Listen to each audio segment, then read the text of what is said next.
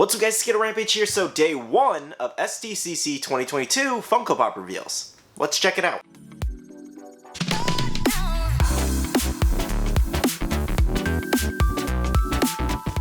Alright guys, today we do have SDCC 2022 Funko Pop Reveals for day one. I believe we're going to have multiple days, at least 3 or 4 if I'm not mistaken. I'm not exactly sure on that, that's just me kind of guessing, but it should be 3 or 4 given we had a set amount of reveals today, and I think there's going to be around 40 to 50 this year.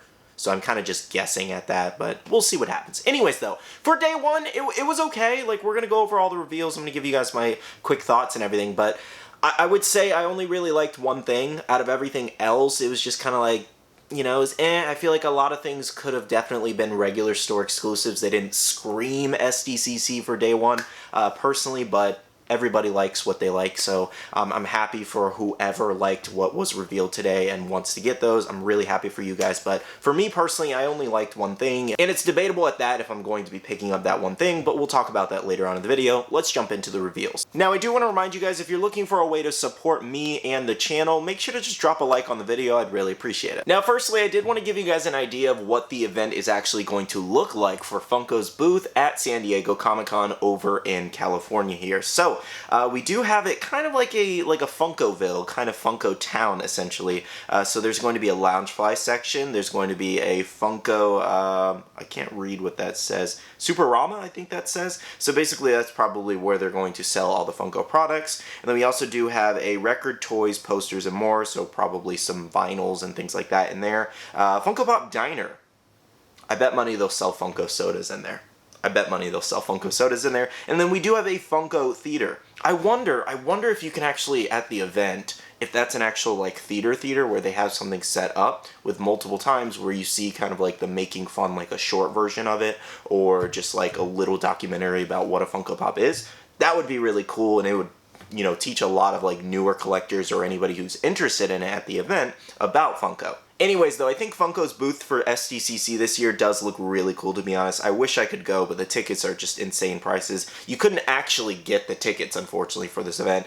I think they were just kind of like whoever had them in previous years or something like that. I don't know if anybody who has a ticket can kind of explain that situation, but basically, I don't think they were publicly available, and that's why they're $2,000 a ticket on some places. Anyways, though, I wasn't expecting to go to SDCC this year anyway, so it is what it is. But one of these years, I'm gonna go.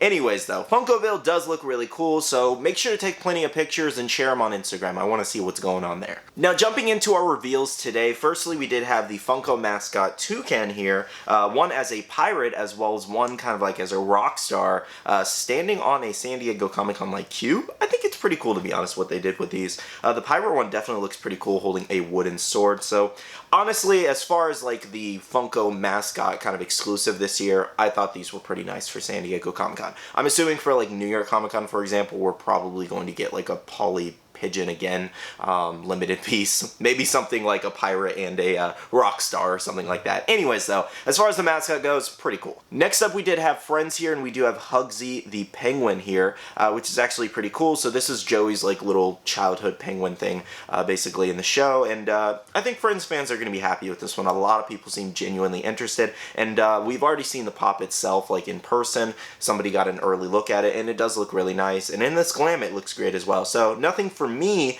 with this one, but I think it looks pretty cool. They even made the Hugsy like letters match the friends with the dots. I thought that was pretty cool. Next up from Parks and Rec, we did have Jam here. So I've seen like endless memes about you've got jammed already, like literally just within the first hour.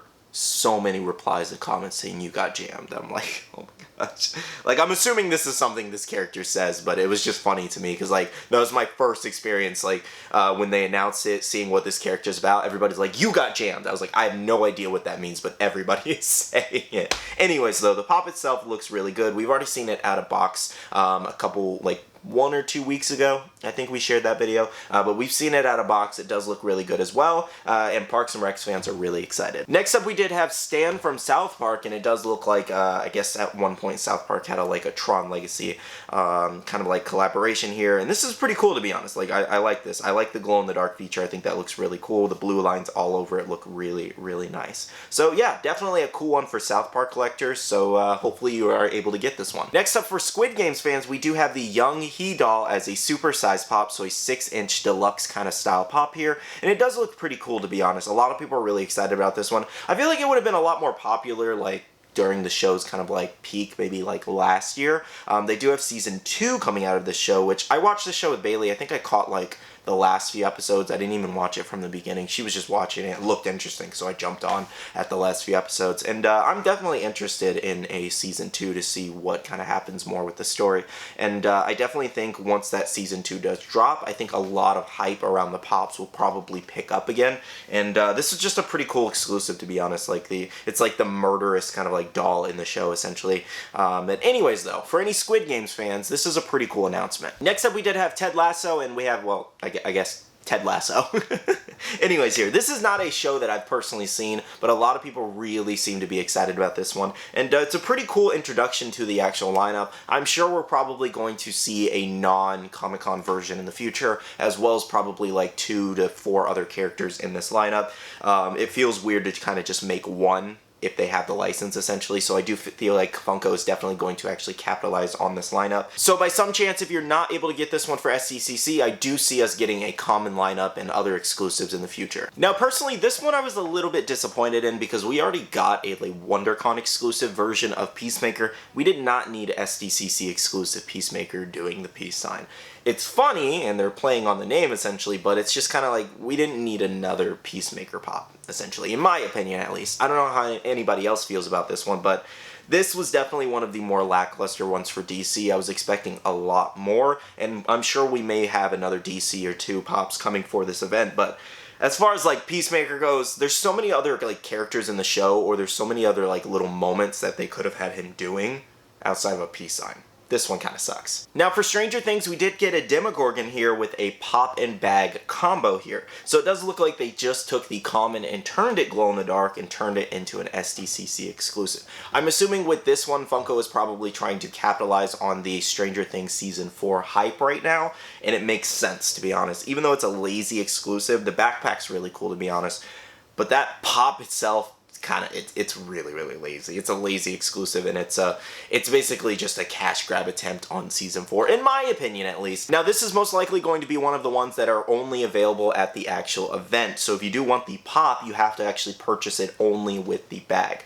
I really don't see them separating it at all. It's going to be kind of like the R2-D2 exclusive that we just got recently with the Star Wars Loungefly, where they sold it together, essentially, for around $100, $105. I think this is going to be around the same exact thing. Now, here we did have a brand new SDCC exclusive Super Sonic here. This was one of the ones that wasn't actually a rumor, surprisingly enough, and it was a surprise at this event, and a lot of people are super excited. Anyways, though, I really, really enjoy this one. I think the glow's really cool, and I look forward to possibly picking it up if I'm able to. Now, our last exclusive reveal today was Disney, and we did have Bambi with the butterfly on the tail there. So, pretty cool one, to be honest. I don't know if this one really screams, hey, SDCC. I feel like this could have been like a regular box lunch exclusive, but I still think it's pretty cool for Disney fans. Well, guys, that's everything that we have today for Funko Pop reveals. I do hope you enjoyed this video. Let me know down below, what was your favorite reveal today? Again, as I kind of felt, I feel like a lot of these could have been regular store exclusives. I don't think they scream Comic-Con exclusives, but again, that's just me. Let me know your thoughts. How did you guys feel about day one? I felt like there definitely could have been some better stuff for different categories, but I think Supersonic definitely was probably the heavy hitter today that a lot of people are really excited about. But overall, let me know your thoughts on all the reveals discussed today. Now, I do want to say a big shout out to all the Patreon supporters of the channel. Thank you guys so much. I really do appreciate your love and support. If you guys want to check out the Patreon, the link is down below. We do have a Patreon-only Discord where we share a lot of information, share updates, restocks, and all kinds of different stuff. So if that interests you, check out that link down below. We also have a Facebook group with over 13,000 members that you can join. It's buy, sell, and trade, as well as make sure to follow me on all my social medias for more updates. All right, love you guys. See you guys in the next one. See you guys later. Bye.